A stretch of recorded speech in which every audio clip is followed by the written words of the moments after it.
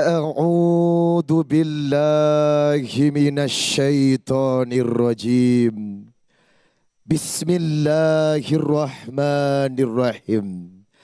Nahnu naqussu 'alaika naba'ahum bil haqq. Innahum fityatun amanu bi rabbihim wa zidnahum huda. Kami ceritakan kepada engkau Muhammad tentang pemuda-pemuda sebenarnya. Mereka adalah pemuda-pemuda yang diridhoi Allah sebab beriman kepada Allah. Karena keimanannya Allah berikan petunjuk dan hidayah hingga hidupnya diridhoi Allah Subhanahu wa taala. Quran surah Al-Kahfi surat 18 ayat 13. Sadaqallahul azim. Maha benar Allah dengan segala firman-Nya. Dan saya berdoa kepada Allah, semoga pemuda-pemuda yang ada di hadapan saya dan yang ada di seluruh Indonesia menjadi syabun nasa'a fi ibadatillah, anak-anak muda yang beriman dan taat kepada Allah. Amin ya rabbal. Assalamualaikum warahmatullahi wabarakatuh.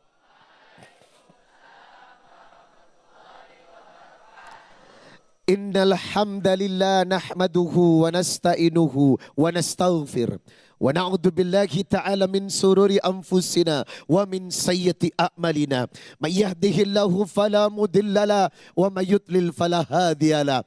Asyhadu an la ilaha illallah wahdahu la syarika la wa asyhadu anna Muhammadan abduhu wa rasuluh la nabiyya ba'da. Saya doakan yang hadir jadi penghuni syurga. Halo Besti.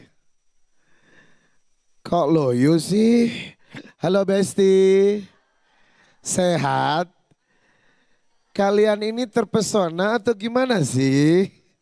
Semoga menjadi pemuda yang taat kepada Allah.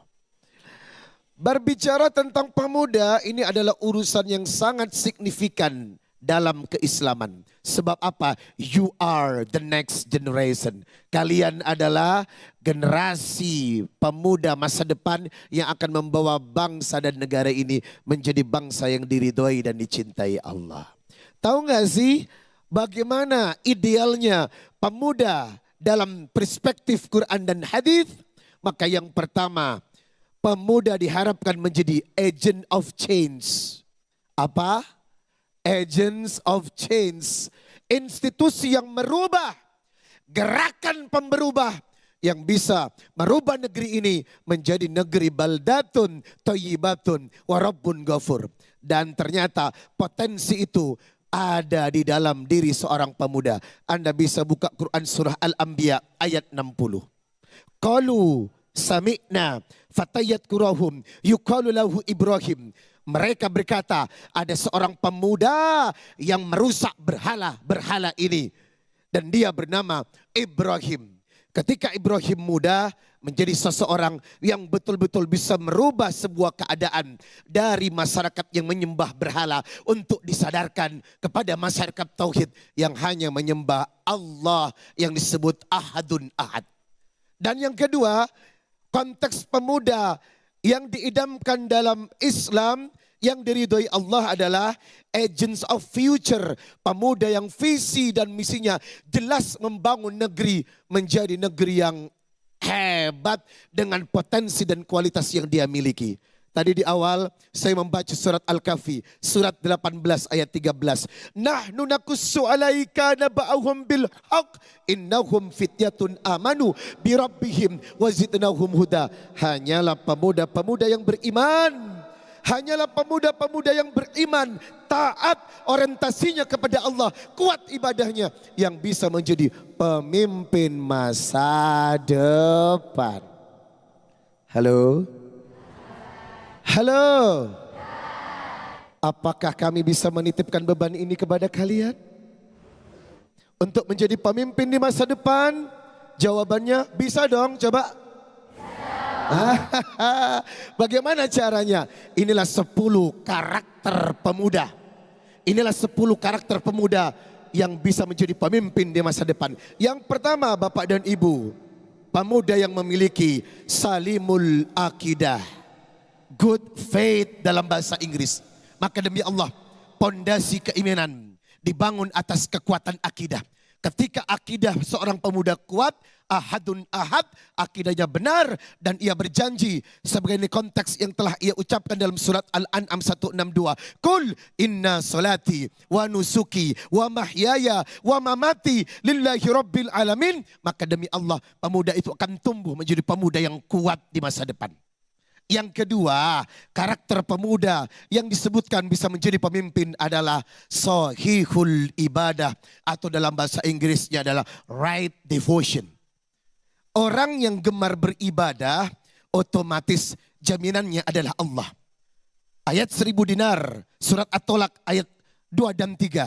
Wa may yattaqillah yaj'al lahu makhraja wa yarzuqhu min haitsu la yahtasib. Siapa yang taat kepada Allah, Allah akan memberikan makhraja, jalan keluar dari setiap masalah. Wa yarzuqhu min haitsu la yahtasib. Diawali dengan kalimat wa may yattaqillah. Pemuda yang taat dalam ibadah, maka jaminannya adalah bisa memimpin Indonesia ke depan.